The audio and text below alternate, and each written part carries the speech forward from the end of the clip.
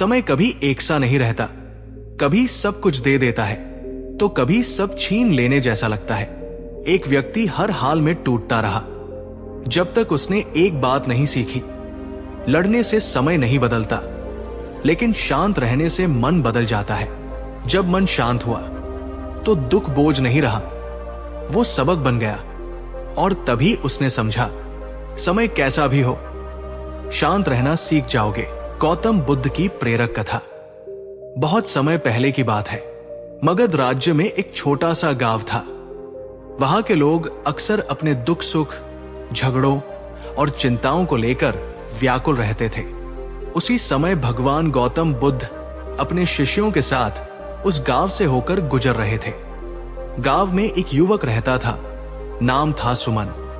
वो मेहनती था, पर उसका समय अच्छा नहीं चल रहा था। कभी फसल खराब हो जाती, कभी व्यापार में घाटा और कभी अपनों से तकरार। उसका मन हमेशा अशांत रहता था। क्रोध, चिंता और डर उसे चैन से जीने नहीं देते थे।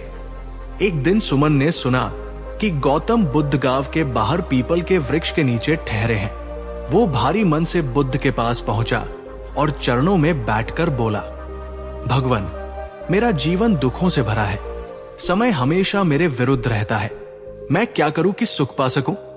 बुद्ध ने उसे करुणा भरी दृष्टि से देखा और शांत स्वर में कहा, बताओ सुमन, जब नदी में बाढ़ आती है तो क्या पानी को रोका जा सकता है? सुमन बोला, नहीं भगवान, बाढ़ तो अपने साथ सब बहा ले जाती है। बुद्ध मुस्कुराए, समय भी उसी नदी की तरह है। वो कभी सुख लाता है, कभी दुख। जो उसे रोकने का प्रयास करता है वो टूट जाता है, पर जो शांत रहना सीख लेता है वो पार उतर जाता है। सुमन फिर भी उदास था। बुद्ध ने उसे एक खाली पात्र दिया और कहा, इस पात्र में पानी भरो। जब सुमन ने पानी भरा, बुद्ध ने उसमें एक पत्थर डाल दिया। पानी छलक गया। फिर बुद्ध बोले, अब इसमें फूल डालो। फूल डालने पर पानी नहीं छलका। बुद्ध ने कहा, जब मन पत्थर की तरह कठोर होता है तो छोटी सी परेशानी भी उसे छलका देती है, और जब मन फूल की तरह कोमल और शांत होता है तो बड़े दुख भी उसे डिगा नहीं पाते। सुमन की आंखों में आंसू आ गए। उसे पहली बार अपने दुख का कारण समझ में आया। कुछ समय बाद गांव में फिर से विपत्ति आई। लोग घबरा गए, पर सुमन शांत था। उसने अपना काम किया, दूसरों की मदद की और परिस्थिति को स्वीकार किया। समय बदला, उसके जीवन में फिर से सुख आया। सुमन बुद्ध के पास पहुंचा और बोला, भगवान, अब मुझे समझ आ गया है, समय जैसा भी हो, अगर मन शांत है तो जीवन सुंदर है।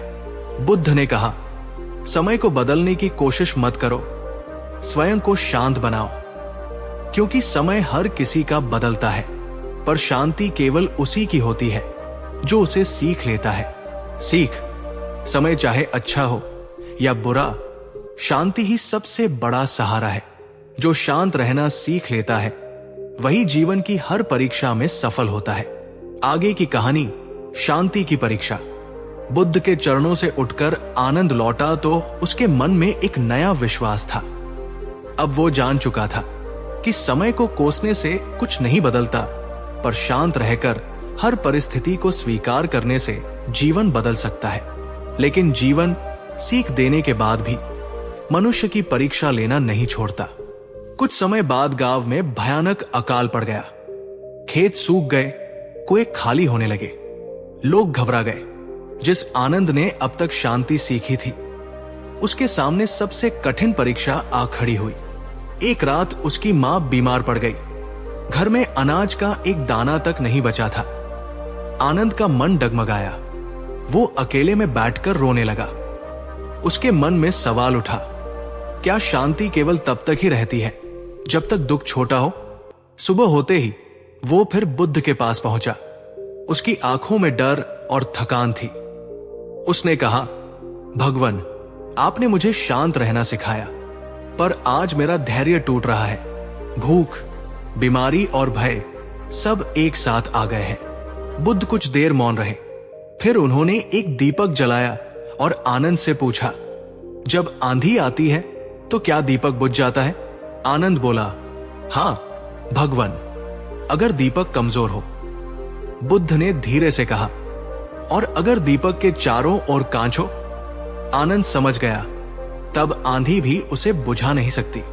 बुद्ध बोले, शांति वही कांच है, दुख आंधी है, वे आएंगे, पर अगर भीतर शांति है तो वे तुम्हें बुझा नहीं सकते। फिर बुद्ध ने कहा, आज तुम भूखे हो, ये सत्य है, पर यदि तुम घबराओगे तो ये भूख तुम्हारे मन को भी खा जाएगी, और यदि शांत रहोगे तो बुद्धि तुम्हें रास्ता दिखाएगी। उन शब्दों ने आनंद के मन को संभाल लिया। गांव लौटकर उसने वही किया जो बुद्ध ने सिखाया था। वो घबराया नहीं। उसने पड़ोसियों के साथ मिलकर काम बांटा, बचे अनाज को साझा किया और बीमारों की सेवा की। धीरे धीरे गांव में सहयोग की भावना फैल गई। जो थोड़ा बहुत था वो सबके लिए पर्याप्त होने लगा। कुछ ही समय में बारिश हुई, खेत फिर से हरे हो गए, गांव बच गया। उस दिन आनंद बुद्ध के पास आखिरी बार गया। उसकी आंखों में आंसू थे, पर वे दुख के नहीं थे, वे कृतज्ञता के आंसू थे। उसने कहा, भगवन, अब मैं समझ गया हूं। शांति का अर्थ दुख न होना नहीं है। शांति का अर्थ है दुख में भी टूटे बिना खड़े रहना। बुद्ध ने मुस्कुराकर कहा, जब मनुष्य दुख में शांत रहना सीख लेता है, तब समय उसे तोड़ नहीं पाता, तब समय ही उसके सामने झुक जाता है। अंतिम सीख, समय कैसा भी हो, शांत रहना सीख लेना ही सबसे बड़ी जीत है। गरीब किसान और बुद्ध का मौन उत्तर। बहुत समय पहले की बात है। एक छोटे से गांव में रघु नाम का एक गरीब किसान रहता था। उसकी जमीन बहुत कम थी, बैल बूढ़े हो चुके थे और फसल अक्सर ठीक से नहीं होती थी। दिन रात मेहनत करने के बाद भी उसके घर में अभाव ही रहता। रघु का सबसे बड़ा दुख गरीबी नहीं थी, बल्कि ये सवाल था, मैं इतना परिश्रम करता हूं, फिर भी मेरे जीवन में सुख क्यों नहीं आता?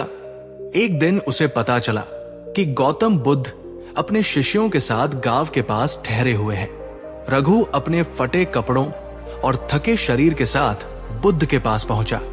उसने झुककर प्रणाम किया और कांपती आवाज में बोला, भगवन, मैं गरीब हूं पर आलसी नहीं, फिर भी दुख मेरा पीछा नहीं छोड़ता। क्या ईश्वर ने मुझे ही ऐसा जीवन दिया है? बुद्ध ने उसकी बात सुनी, लेकिन कुछ नहीं बोले। रघु चौंक गया। वो सोचने लगा, क्या मेरी बात गलत थी, या मैं उत्तर के योग्य नहीं हूं? बुद्ध ने बस इतना किया कि पास पड़ी एक मिट्टी की हांडी उठाई और रघु को अपने साथ चलने का इशारा किया। वे दोनों नदी के किनारे पहुंचे। बुद्ध ने हांडी नदी के पानी में डुबो दी। हांडी तुरंत पानी से भर गई और नीचे बैठ गई। फिर बुद्ध ने हांडी को बाहर निकाला, उसका मुंह ऊपर किया और उसमें पानी भरने लगे। इस बार हांडी तैरने लगी।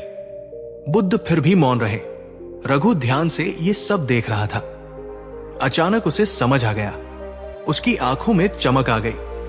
वो बोला, भगवन, जब हांडी भीतर से पानी से भरी थी तो डूब गई, और जब वो खाली थी तो तैरने लगी। बुद्ध ने पहली बार उसकी ओर देखा और हल्की मुस्कान दी। रघु आगे बोला, शायद मेरा मन भी ऐसा ही है। मैं उसे डर, शिकायत और लालसा से भर चुका हूं, इसलिए हर कठिनाई में डूब जाता हूं। बुद्ध ने तब शांत स्वर में कहा, मैंने कुछ नहीं कहा, क्योंकि सत्य तुम्हें स्वयं देखना था। फिर उन्होंने कहा, गरीबी शरीर की स्थिति है, पर दुख मन की आदत है। जो मन को खाली कर लेता है वो अभाव में भी डूबता नहीं। रघु ने बुद्ध को प्रणाम किया। वो उसी दिन अमीर नहीं हुआ, पर उसके भीतर का बोझ हल्का हो गया। कुछ समय बाद लोग रघु को पहले से अलग देखने लगे। वही खेत, वही मेहनत, पर अब उसके चेहरे पर शांति थी, और शांति ने धीरे धीरे उसके जीवन में संतोष और स्थिरता ला दी। सीख, मोरल, उत्तर हमेशा शब्दों में नहीं होता। कभी कभी मौन ही सबसे बड़ा उत्तर होता है। मौन की शक्ति, दी पावर ऑफ साइलेंस। समय बीतता गया। आनंद के जीवन में शांति आ चुकी थी, लेकिन ये शांति अभी परखी जानी बाकी थी, क्योंकि जब मनुष्य बदलता है तो दुनिया उसे परखती है। मौन की पहली परीक्षा। एक दिन गांव में अफवाह फैल गई। किसी ने कह दिया, आनंद खुद को बहुत ज्ञानी समझने लगा है, वो बुद्ध के नाम पर लोगों को प्रभावित कर रहा है। शब्द तेज थे, लेकिन उनसे भी तेज था लोगों का विश्वास डगमगाना। आनंद को यह सब पता चला। पहले जैसा आनंद होता तो सफाई देता, लड़ता या दुखी हो जाता, लेकिन अब वो मौन रहा। उसने किसी से कुछ नहीं कहा, न आरोप लगाया, न सफाई दी। लोगों को हैरानी हुई, जो निर्दोष है वो चुप क्यों है? लेकिन आनंद जानता था, हर प्रश्न का उत्तर शब्दों में नहीं होता। बुद्ध का मौन उपदेश। कुछ दिनों बाद आनंद बुद्ध के पास पहुंचा। उसने कहा, भगवान, लोग मेरे बारे में गलत सोच रहे हैं। मैं शांत हूं, लेकिन भीतर कहीं हलचल है। बुद्ध ने कोई उत्तर नहीं दिया। वे बस चुपचाप बैठे रहे। लंबे समय तक हवा चली, पत्ते हिले, और फिर बुद्ध बोले, जब तालाब में कीचड़ मिलाया जाता है तो क्या तुरंत पानी साफ हो सकता है? आनंद बोला, नहीं भगवान। तो क्या किया जाता है? बुद्ध ने पूछा। उसे स्थिर रहने दिया जाता है। बुद्ध ने कहा, मौन वही स्थिरता है जो स्वयं को सही जानता है। उसे समय की आवश्यकता होती है, शोर की नहीं। सत्य की पहचान। समय ने अपना काम किया, लोगों ने देखा, आनंद अब भी वही है। वही सेवा, वही करुणा, वही शांति। अफवाहें अपने आप बुझ गई। एक दिन वही लोग उसके पास आए और बोले, हमने तुम्हें गलत समझा। आनंद मुस्कुराया। उसने कोई उत्तर नहीं दिया, क्योंकि अब वो जान चुका था, सत्य को बोलना नहीं पड़ता, वह दिखाई देता है। अंदर का अंतिम शत्रु। पर जीवन की सबसे कठिन परीक्षा बाहर से नहीं आती। एक रात आनंद ध्यान में बैठा था। अचानक उसके मन में विचार उठा, क्या मैं सच में शांत हूं, या ये भी एक अहंकार है? यही था मन का अंतिम शत्रु, अहंकार का सूक्ष्म रूप। अगले दिन वो बुद्ध के पास गया। भगवान, उसने कहा, अब मुझे डर लगता है कि मेरी शांति भी मुझे बांध न ले। बुद्ध मुस्कुराए। उन्होंने कहा, जो अपनी शांति से भी सावधान हो जाए, वही मुक्त होने के निकट होता है।